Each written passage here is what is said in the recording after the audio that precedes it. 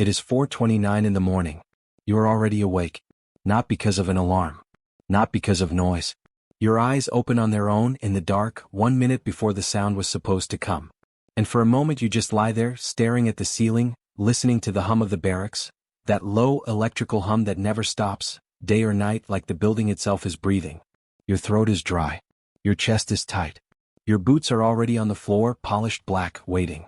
You do not remember leaving them that way last night, but you must have. Because that is what you do now. You get up. Not slowly. Not the way you used to get up at home, where morning was soft and uncertain. You swing your legs over the edge of the bunk, plant your feet, and you are already moving. Your body knows the sequence before your mind does. That is the first thing you notice, that something is happening to you, something deep and cellular, and it started before you could consent to it. Outside the sky is still black. The formation begins in the corridor under fluorescent lights that make everything look institutional and exact.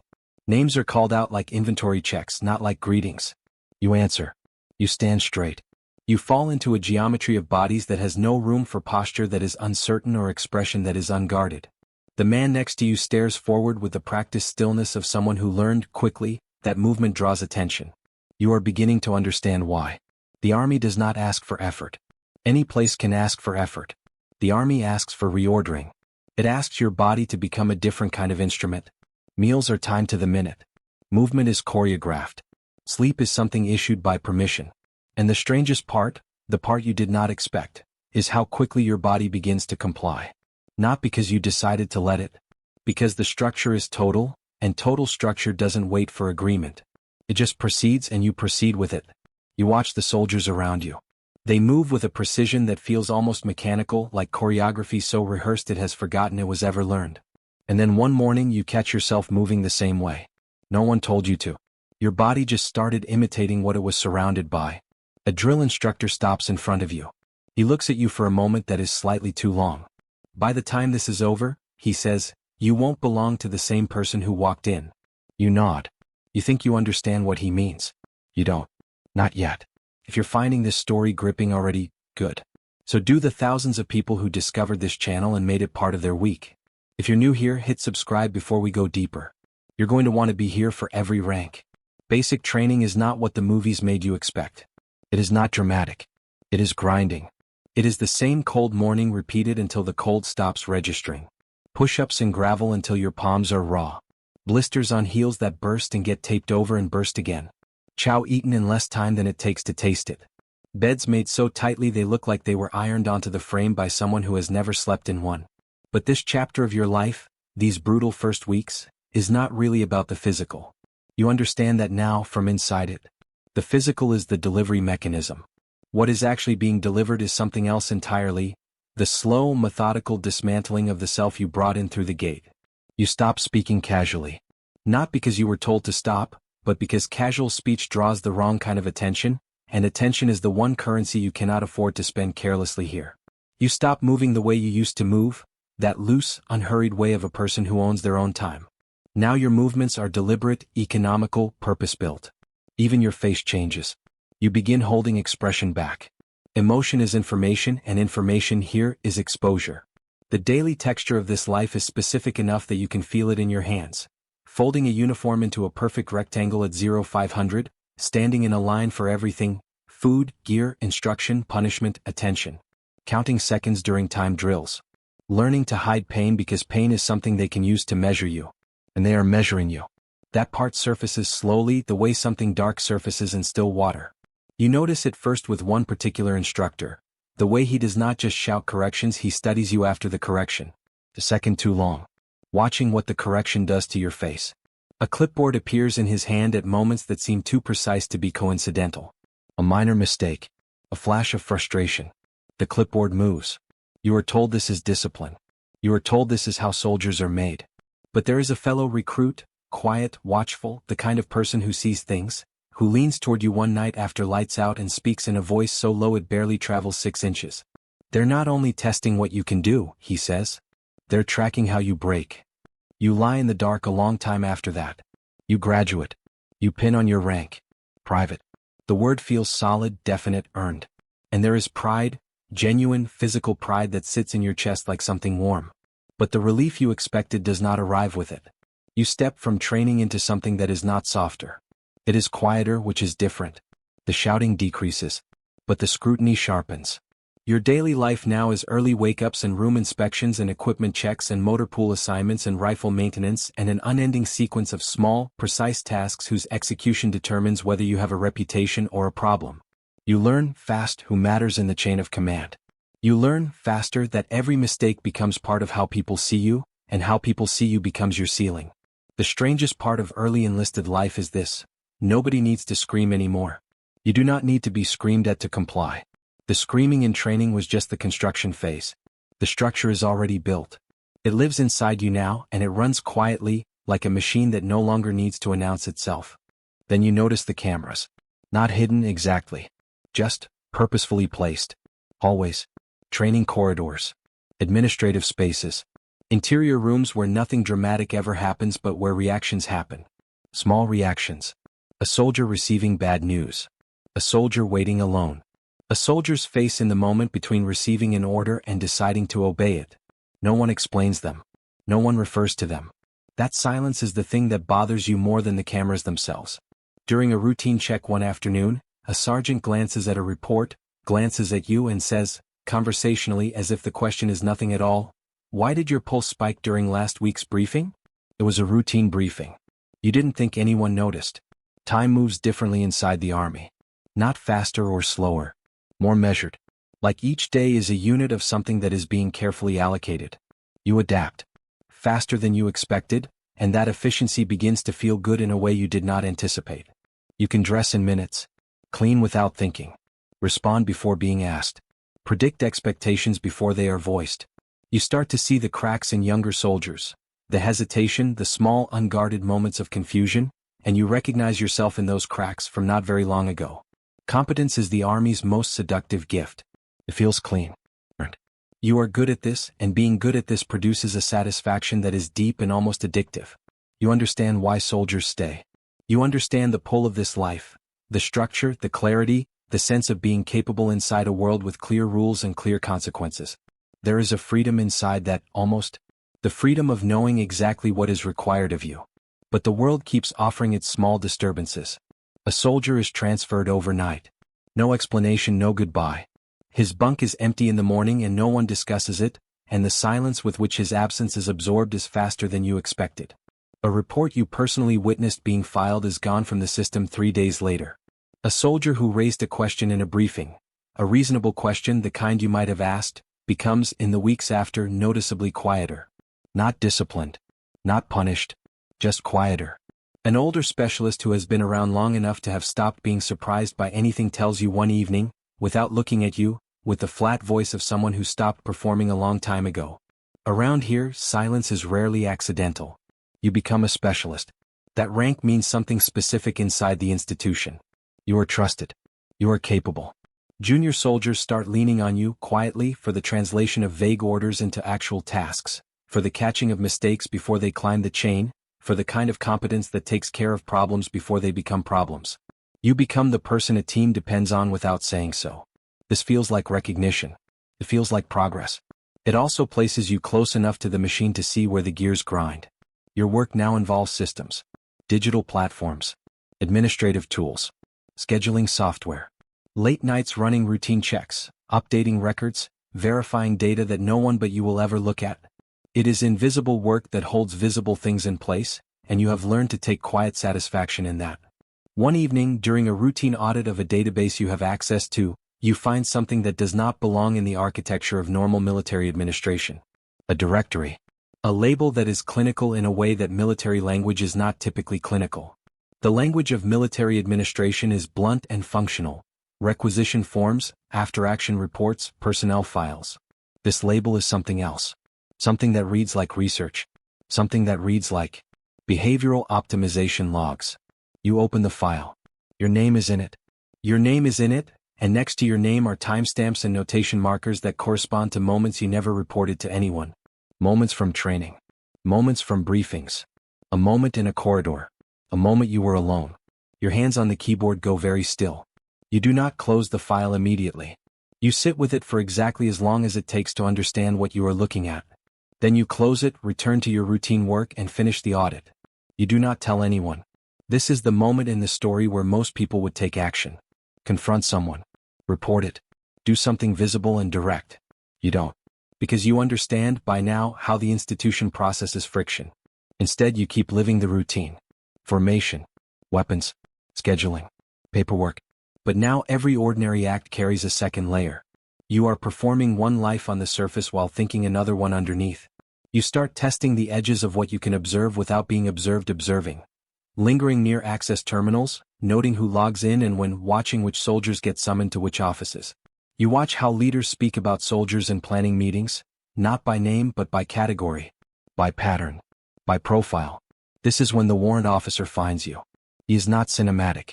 He is tired-looking and precise, the kind of person who has been inside the machine long enough to have no illusions about it, but too deep inside it to leave. He does not introduce himself dramatically. He sits near you in a briefing room and does not look at you when he speaks. The Army rewards initiative, he says. His voice is level, the voice of a man who has measured every word he speaks for a very long time. Until your questions start pointing in the wrong direction. He stands up and leaves before you can respond. You sit there for a moment. Then you go back to work. You make sergeant. The promotion feels the way promotions are supposed to feel, in the first hours of it. People straighten when you enter a space now. Junior soldiers look to you for confirmation before they move. Your signature matters on forms. Your opinion shapes decisions. You have, in the most concrete institutional sense, authority. But the daily burden of leadership is something that promotional ceremonies do not mention. You are responsible for the people under you in the kind of way that means their failures arrive at your desk before they arrive anywhere else. You correct standards, mentor soldiers who don't always want mentoring, manage disciplinary issues you didn't create, sign off on paperwork that could affect someone's career, and absorb the chaos from above so that your soldiers absorb less of it. You carry the mistakes of people you are responsible for as if they were your own because in the Army they are your own. And now you have the access to confirm what you suspected. It is not experimental. It is not a pilot program. It is operational. Soldiers in your own unit are being measured across categories that no one named during any briefing you attended. Reaction speed, emotional regulation, social reliability, obedience under stress, deviation probability. These assessments are embedded in the routine tools, performance systems, scheduling software, the digital infrastructure of ordinary military life. Your squad is in the data. You are in the data. Every rating you gave. Every counseling session you conducted. Every time a soldier under you showed hesitation or excellence or fear. All of it has been feeding something. The warrant officer's words come back to you at night. Leadership, you understand now, is where the moral weight of the institution concentrates. You have real people in your care. A soldier who works harder than anyone and gets overlooked because he doesn't optimize well for metrics. A younger troop who is scared in a way she hasn't told anyone yet. An overachiever who is burning himself out in silence because the system rewards the output but never checks on the engine producing it. And one soldier, quiet and unreadable, who has been changing, subtly but unmistakably, since you noticed his profile in the data. You run your counseling sessions. You manage the field preparation. You enforce the uniform standards and write the reports and keep the morale at a functional level and protect your people from the administrative weight that rains down from above. You do all of it with the care of someone who understands what it means to be responsible for another person's career. But every part of that care is now shadowed by what you know. When you mentor a soldier, are you helping them grow? Or are you shaping them into cleaner data? When you correct someone's emotional response in a high-pressure situation, are you building their resilience? Or are you teaching them to produce the behavioral patterns the system is designed to prefer? The warrant officer's final moment with you happens in a hallway at 2200, when the building is quiet enough that footsteps echo. He stops beside you. He doesn't look at you. Institutions always call control by a noble name, he says. Every one of them. Always. He walks away. You stand in the hallway for a long time. Then you go write your reports. The system, it turns out, is using behavioral data to decide who advances, who gets sidelined, and who gets quietly moved to a role where they will cause the least deviation from a predictability model no one has published. The soldier under you who started changing after being flagged, he is moved within the quarter. Nowhere bad. Nowhere obvious. Just moved. You process his transfer paperwork. You sign it. If this story is making you think you're not alone, the comment section on this channel fills up every week with people who felt the same way. Share this with someone who would sit up at that detail. And if you haven't subscribed yet, there's a button that takes 2 seconds. We'll be here. There are rooms in the army that most soldiers never enter. You enter one now. The air in it is different from the rest of the building. Quieter, colder, more controlled. The people in it speak in language that is polished down to nothing sharp, language that has been refined through years of use in spaces exactly like this one. They are not the people from the movies, not the shouting, chest-forward figures of the training films. They are calm. They are precise. They hold their coffee cups as if they have nowhere to be, which is how the most powerful people always hold things. You expected answers. You get something more disturbing than answers. You get logic. They talk about readiness. They talk about reliability. They talk about resilience and consistency and reduced hesitation in high-pressure scenarios. They talk about the optimization of human performance within a mission-critical institution. Every term they use is reasonable. Every goal they name is real. And not one of them in the room believes they are doing harm. They believe, with a clarity that is itself unsettling, that they are improving the soldier. Making soldiers more capable, more consistent, more prepared for the extraordinary demands of serving in the most powerful military institution on earth. And you sit there in that room and you understand, for the first time with total clarity, the full architecture of what you have been inside. Your career was not simply advancement. It was also a long study in how a human being can be shaped. By rank, by pressure, by reward, by fear, by the profound and genuine sense of belonging that comes from being part of something larger than yourself. Every promotion was real. Every test was real. Every evaluation was real.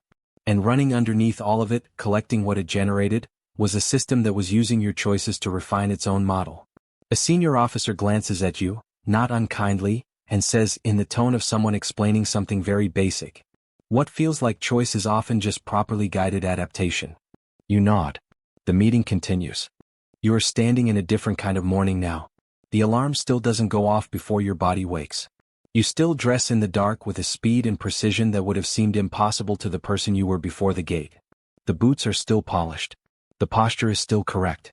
None of that has left you because that is not how the army works. It does not give things back. But you are thinking this morning about who you were when you first arrived. You were uncertain. You were slow. You held your emotions on your face like someone who had never been taught they were visible. You did not know what you were capable of. You did not know how to function inside a structure that asked everything of you. You did not know what it would feel like to be genuinely tested. You know all of that now. And you do not regret the knowing. The army gave you things that are real. Discipline, resilience, the capacity to function under pressure that would disable people who were never trained to absorb it. It gave you the experience of belonging to something that exists at a scale beyond individual ambition. It gave you the knowledge that you are capable of more than you believed possible on the morning before you walked through the gate. But it also did something else. Slowly, across the years and the ranks, across every promotion and every evaluation and every form you signed and every system you operated and every soldier you mentored, the institution was doing something quiet and total.